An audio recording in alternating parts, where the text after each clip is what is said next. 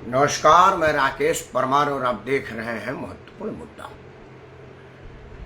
मित्रों, महत्वपूर्ण मुद्दे की शुरुआत करने से पहले एक सूचना दे दो। कंगना रनौत को थप्पड़ मारने पर कुछ लोग ऐसे खुशी मना रहे हैं जैसे उनके घर बुढ़ौती में बच्चा हुआ हो, जैसे उनके घर बिन बुलाए कुछ खुशियाँ आ गई हो, या परसों से सूना पड़ा खेत में फसल उगाया हो। मित्रों, मैंने कल भी कहा था और आज भी कहा है, राजनीति करने के बहुत मौके आएंगे और हमारे देश में तो राजनीति उन विषयों पर भी होता है जो विषय कहीं नहीं होता है, या उन विषयों पर भी राजनीति करते हैं जो राजनीति का विषय नहीं होता है। तो आपको ईश्वर लंबी उम्र दे, विपक्ष में आजीवन रहें और हर बात का विरोध करते रहें, लोकतंत्र को मजबूत करते रहें। लेकिन मेरा जो एतराज़ था वह यह एतराज़ है कि अगर हम वर्दीधारियों को राजनीतिक मुद्दों पर अपनी राय रखने की सार्वजनिक छूट दे देंगे तो हमारे नेताओं के इर्द गिर्द वर्दीधारी बंदूक लिए घूम रहे हैं। कल को मान लीजिए कि नरेंद्र मोदी कहीं भाषण दे रहे हैं कि अखिलेश यादव ने बहुत गलत किया है, पता चला उसके पीछे यादव बिरादरी का कुछ सिक्योरिटी वाला खड़ा, उसने फट गोली मार देना। या अखिलेश यादव कहीं भाषण दे रहे हैं कि योगी आदित्यनाथ एकदम गुंडे ही मचा रखे हैं, पता चला कोई योगी भक्त पीछे खड़ा होगा, उसको गोली मार देगा। तो यह स्थिति को भांपिए। मेरे फेसबुक पर मैंने पोस्ट डाला था, कई लोगों का कई तरह का कमेंट आया है। कोई कह रहा है कि वो अर्धसैनिक बल नहीं है, कोई कह रहा है वो सैनिक बल नहीं है, वो तो एक सिक्योरिटी फोर्स भी है, वगैरह वगैरह। किसी भी वर्दीधारी को, चाहे वो निजी सुरक्षा गार्ड हो, सार्वजनिक सुरक्षा गार्ड हो, इंडस्ट्रियल सुरक्षा गार्ड हो, उसको विरोध की राजनीति करने की इजाज़त नहीं है वर्दी में। अगर उसको विरोध की राजनीति करना हो, वर्दी उतारे और खुलेआम राजनीति में। बहुत सारे लोगों ने वर्दी टांग करके राजनीति किया है, कितने लोग तो मंत्री बने हैं। हमारे जनरल बीके सिंह साहब सेनाध्यक्ष थे, रिटायर हुए, आज मंत्री थे, अब उन्होंने राजनीति से संन्यास ले लिया है। कई लोगों ने ऐसा किया है, आप भी कर सकते हैं। लेकिन आपको बलिया के नाले का पानी निकाल नहीं पाए और इसको लोकसभा में चाहिए इस पर बाद में भी हम बात करेंगे। अभी मैं बड़ा सीरियस और ज़रूरी मुद्दे पर बात कर रहा हूँ। तो यह जो मुद्दा है वो आप सबको चिंता करने की बात है। चिंता करने का तो आज मेरा विषय भी है। एक तो पहले से ही हम परेशान हैं कि आखिर हमारा मतदाता किस विषय पर मतदान करता है, कैसे कैसे लोगों को मतदान करता है, यह एक सोचने वाली बात है। अभी लोकसभा चुनाव में जिन जिन लोगों की हार हुई है, जिन जिन लोगों की जीत हुई है, उन लोगों पर बात करने से पहले दो उदाहरण दे देता हूँ। अमृतपाल सिंह खालिस्तान आतंकी है और पुलिस से भागता फिर रहा था, बड़ी मुश्किल से गिरफ्तार हुआ और वो जेल में है। जेल के अंदर से वो चुनाव जीत गया। जम्मू कश्मीर का ही एक अलगाववादी खालिस्तानी आतंकी जेल से चुनाव जीत गया और भारतीय पुलिस सेवा जैसी उत्कृष्ट सेवा से त्याग पत्र दे करके समाज सेवा में उतरा हुआ अन्ना मलाई चुनाव हार गया। इसके पहले मेट्रोमैन के नाम से मशहूर IAS अधिकारी जिन्होंने देश भर में दुरूह पुल बनाने का काम किया है, दिल्ली मेट्रो उन्हीं का काम है। कई तरह के ऐसे काम उन्होंने किया है जिसका कोई मिसाल नहीं है। वो श्रीधरन साहब चुनाव हार गए, बहुत सारे लोग चुनाव हार गए हैं। अब कुछ उदाहरण मैं ले रहा हूँ। मैं बलिया का रहने वाला हूँ, तो सबसे पहले बलिया से शुरू करते हैं। मित्रों, बलिया से नीरज शेखर भारतीय जनता पार्टी से, सनातन पांडे समाजवादी पार्टी से चुनाव लड़ रहे थे। नीरज शेखर चुनाव हारे हैं, तो पहले नीरज शेखर के विषय में बात कर लें। नीरज शेखर 2007 से लगातार संसद में है, कभी राज्यसभा में, कभी लोकसभा में। नीरज शेखर के ऊपर किसी तरह की बेईमानी, घोटाला या किसी तरह की अराजकता का कोई इल्जाम नहीं है। नीरज शेखर एक सौम्य, शरीफ और निहायत ही इज्जतदार आदमी है। उनके पिताजी प्रधानमंत्री थे। अपने पिताजी के किसी पद का दुरुपयोग करने के इल्जाम आज तक नीरज शेखर को, नीरज शेखर के विरोधी ने भी नहीं लगाया हुआ है। नीरज शेखर चुनाव हार गए। वह तब जब उनके साथ डबल इंजन की सरकार थी, उनके साथ योगी और मोदी का आशीर्वाद और काम था। योगी आदित्यनाथ का उत्तर प्रदेश में काम, अपराध के प्रति जीरो टॉलरेंस और नरेंद्र मोदी का देश दुनिया में काम, दुनिया में बढ़ता भारत का नाम उनके साथ था। उसके बाद भी वो चुनाव हार गए। सनातन पांडे जिन्होंने चुनाव जीता है, शरीफ आदमी वो भी है। 5 साल की विधायकी में उन पर भी कोई बहुत बड़ा इल्जाम नहीं लगा कि कोई घोटालेबाज है। आवारा और बदतमीज बदमाश सनातन पांडे जी भी नहीं है। लेकिन सनातन पांडे जिस सिंबल से चुनाव लड़ रहे थे, वह सिंबल अत्यंत ही दुखदायी सिंबल है, तकलीफ देने वाला सिंबल है, और उस सिंबल के साथ तरह तरह का उपमा जुड़ी हुई रहती है। तो क्या सनातन पांडे अपने निजी कर्मों पर जीते या मतदाता किस बेस पर मतदान दिया, यह सोचने वाली बात है। अब मैं अपने जन्मस्थल से अपने ससुराल चल रहा हूँ आरा।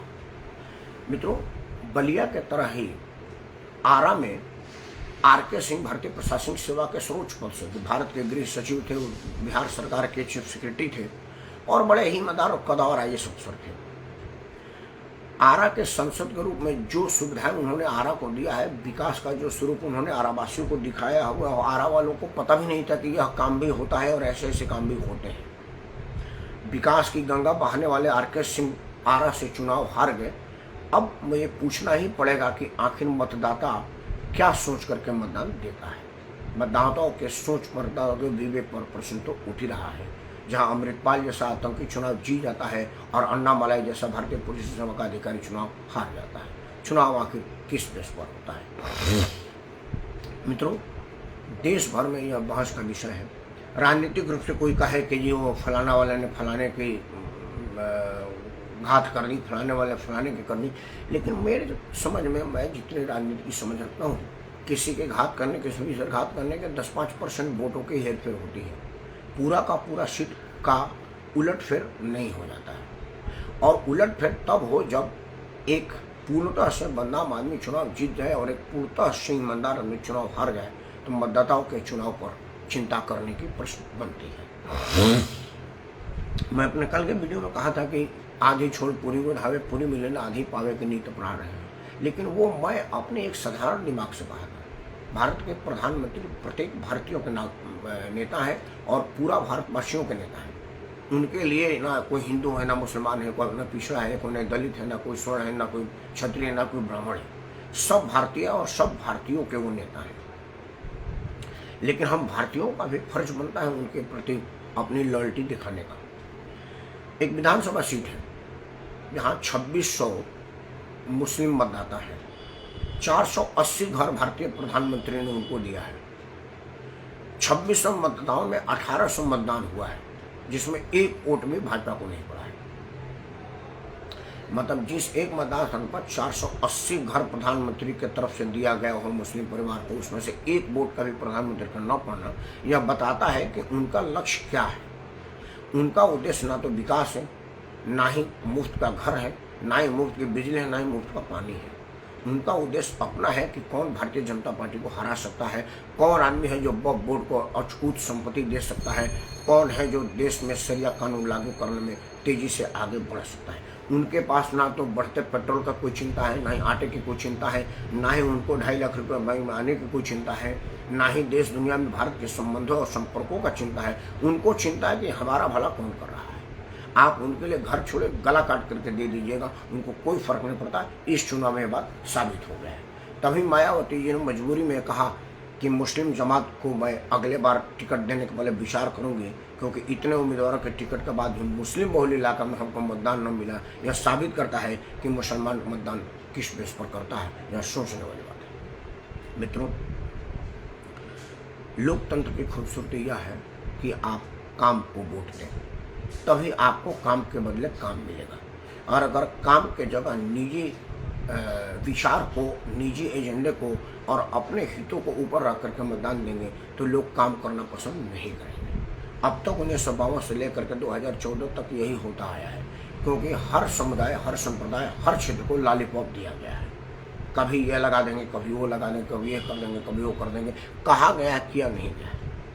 पहली बार लोगों को पता चला है कि जो 2.25 लाख रुपये में इंस्टेंट लगता है, ये जो हार्ट अटैक, दिल का दौरा पड़ता है, तो एक पतली तार लगती है, ये दिल के पास तक जाती है। उस तार का अकेला कीमत 2.25 लाख रुपया था, 1,75,000 रुपया। मैं अपने एक नज़दीकी रिश्तेदार को लगाया, और अगर वो अपोलो जैसे अस्पताल में या बड़े अस्पताल में लगेगा तो 1.5-2 लाख रुपये उसका लगाने का खर्चा था। मतलब 3-3.5 लाख रुपया उसका खर्चा था। देश दुनिया में सर्वाधिक लोकप्रिय जननायक नरेंद्र मोदी जब भारत के प्रधानमंत्री बने तो उन्होंने उसकी कीमत 15,000 रुपये कर दिया है कि इंस्टेंट की कीमत 15,000 से ज़्यादा हो नहीं सकता है, आप रख नहीं सकते हैं।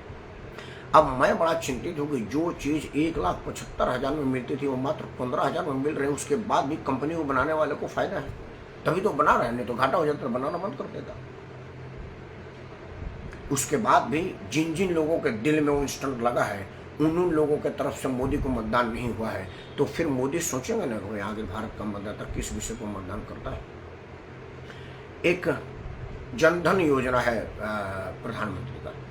जनधन योजना में उन तमाम लोगों ने बैंक का मुंह देखा जिनको हिम्मत नहीं हो रही थी कि हम बैंक में जाएं। बैंक में जाने का सपना भी जिन लोगों को नहीं था, उनके पास पासबुक है और बैंक का खाता है, वो आराम से शान से फटेक टुकड़ा पहन करके बैंक में जा सकते हैं। बैंक मैनेजर कह सकते हैं कि मेरा 30 रुपये जमा कर दें और 22 रुपये मेरे को निकाल करके दे दें, और बैंक वाला कहेगा हाँ जी साहब आप मेरे भगवान हैं, क्योंकि खाता धारक ही मेरा भगवान है। उस लोगों में से कईयों ने मोदी को वोट नहीं दिया। एक प्रधानमंत्री जन औषधि योजना है, जो दवाई 100 रुपये का एक पत्ता मिलता था अब वो 2 रुपये का मिल रहा है। जो लोग 100 रुपया कर्जा लेकर के पत्ता नहीं खरीद पाते थे, वो लोग शान से 2 रुपये में वो पत्ता ले रहे हैं और अपनी बीमारी भगा रहे हैं। उनमें से बहुत लोगों ने मोदी को मतदान नहीं दिया है।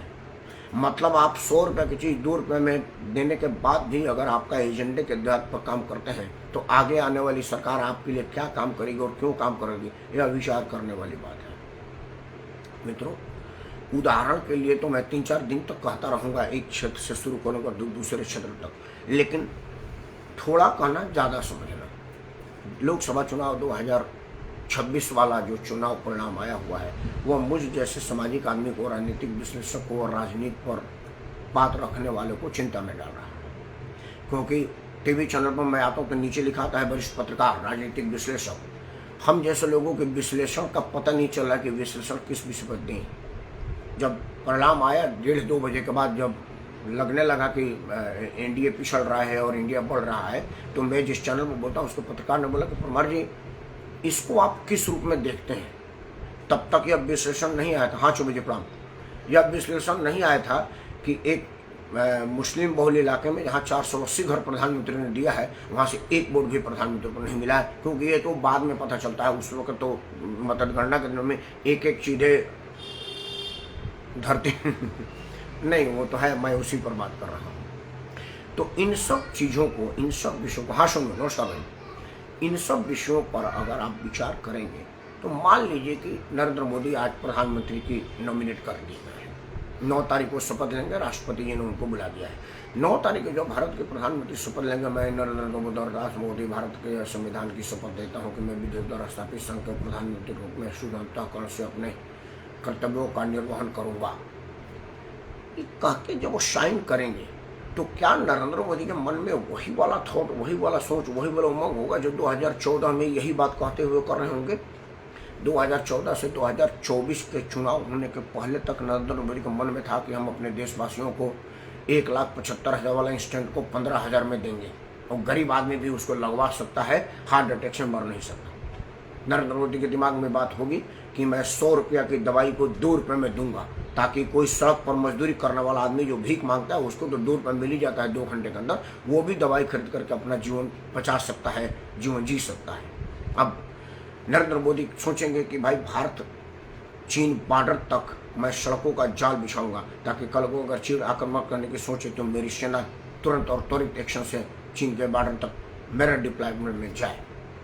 जब भारत के प्रधानमंत्री साइन कर रहे होंगे तो सोच रहे होंगे कि भाई पाकिस्तान हमारे हर मामले में टांग डालता है, तो वो प्रार्थना कर रहे होंगे कि हे कोई अज्ञात हमलावर ऊपर से प्रकट हो और आतंकियों का खात्मा करो।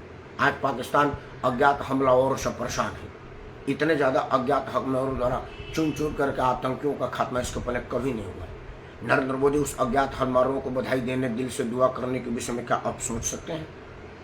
नरेंद्र मोदी सड़कों का जाल बिछाने के पहले हर उस आदमी को जिस आदमी के पास सक्षम नहीं है 5 लाख रुपए का जीवन बीमा, इंश्योरेंस, मेडिकल बीमा दे रहे हैं।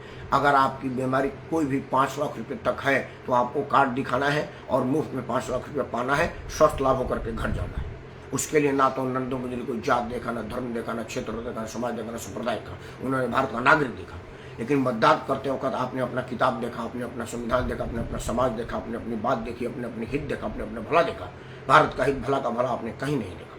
अगर भारत का हित और भारत का भला देखा होता तो वो सब लोग जो मुफ्त में आवास लिए हैं उनकी बटन आवास देने वालों के फेवर में दबती, लेकिन नहीं दबी है। मतलब आपको मुफ्त में आवास देना, मुफ्त में मेडिकल देना, मुफ्त में 5 किलो राशन, 15 किलो गेहूं, चावल, तेल, डालडा और कपड़ा तक, तेल तिलहन तक देने वाला आदमी के पक्ष में अगर मतदान आप नहीं कर पा रहे हैं तो यह सोचने वाली बात है। नरेंद्र मोदी 85 करोड़ लोगों को मुफ्त में राशन दे रहे हैं। मतलब आपको काम करने की जरूरत नहीं, आप घर में बैठ के खाएंगे। लेकिन बोर्ड जिनमें पड़ा है उनमें वो 85 करोड़ लोग कहाँ है जो मुफ्त में आवास सुविधा और मकान ले रहे हैं। तो आने वाला प्रधानमंत्री चाहे नरेंद्र मोदी हो या कोई और हो, कैसे इस विषय में विचार करेगा? आप विचार जरूर करिएगा। मित्रों, वीडियो में थोड़ा कहना, ज़्यादा समझने के साथ 2 बातों को कहा करके बंद करता हूँ। एक बार विचार जरूर करिएगा कि अमृतपाल सिंह खालिस्तानी आतंकी, जिसको भारत में शरण लेने के लिए दर दर भटकना पड़ा, पुलिस पीछे पीछे वो आगे आगे जा रहा था, जिस आदमी ने शरेआम देश को तोड़ने की बात कही, खालिस्तान को अलग बनाने की मांग रखी, उस आदमी का चुनाव जीत जाना यह बताता है कि देश कैसे लोगों को मतदान देता है। एक इंजीनियर है जम्मू कश्मीर का, वो भी जम्मू कश्मीर को खालिस्तान की तरह से अलग काटने की बात करता है, पाकिस्तान में मिलने की बात करता है, वो भी जेल से चुनाव जीत गया। और पुलिस अफसर की शानदार और जानदार नौकरी छोड़ करके समाज सेवा करने वाला, यह ध्यान रखिएगा कि प्रधानमंत्री अन्नामलाई के लिए कहा था कि आईपीएस की नौकरी छोड़ कर वो डीएमके या एडीएमके ज्वाइन कर सकते हैं जहां सत्ता में आने की गारंटी है, लेकिन वो भाजपा ज्वाइन करें क्योंकि उनमें राष्ट्रभक्ति है। उस राष्ट्रभक्त को चुनाव हार जाना यह बताता है कि हमने 3 गलतियां की हैं। सबसे पहले मैं भारत के पहले प्रधानमंत्री से अनुरोध करता, अब वो रहे नहीं, कि जब आज़ादी मिलने के बाद हमें तुरंत मतदान में ले जाने की जरूरत नहीं थी, क्योंकि हम अपरिपक्व थे। बच्चा जब जन्मता है तो उसको युद्ध भूमि में नहीं भेजते, उसे ट्रेनिंग देते हैं, उसे पाँव चलना सिखाते हैं, तब वो दौड़ता है। 1952 में हमको आज़ादी मिली और अगले दिन हमको मतदान का अधिकार मिल गया, तो हमको मतदान करने का शऊर पता नहीं, हमको मतदान करने का तरीका पता नहीं, हमको मतदान करने की सलाहियत पता नहीं है कि मतदान कैसे किया जाता है, मतदान किसको किया जाता है, और मतदान कर लेने के बाद उस आदमी में कितनी असीम शक्ति प्राप्त हो जाती है आपके एक मतदान से। यह बात की समझ हमको नहीं है। आज भी हम बिना समझ के मतदान देते हैं। हम कभी 5 किलो राशन पर देते हैं, कभी मुफ्त के भाषण पर देते हैं। तो सबसे पहले इस विषय में विचार हो कि हमको मतदान करने आए, इस बात के लिए कोई कार्यशाला, कोई वर्कशॉप चलाई जाए। कम से कम चुनाव आयोग यह काम जरूर करे। दीवार पर पोस्टर लगा करके और टीवी में विज्ञापन देकर और मोबाइल में फ़ोन करवा कर कि मैं सचिन तेंदुलकर बोल रहा हूँ, मतदान आपका अधिकार है, जरूर दीजिएगा, से काम नहीं चलेगा। आप वर्कशॉप चलाइए। जिस तरह से मिलिट्री वाले ट्रेनिंग देते हैं कि बंदूक कैसे चलाई जाती है, उस तरह से आप वर्कशॉप चलाइए कि मतदान का तरीका क्या होता है।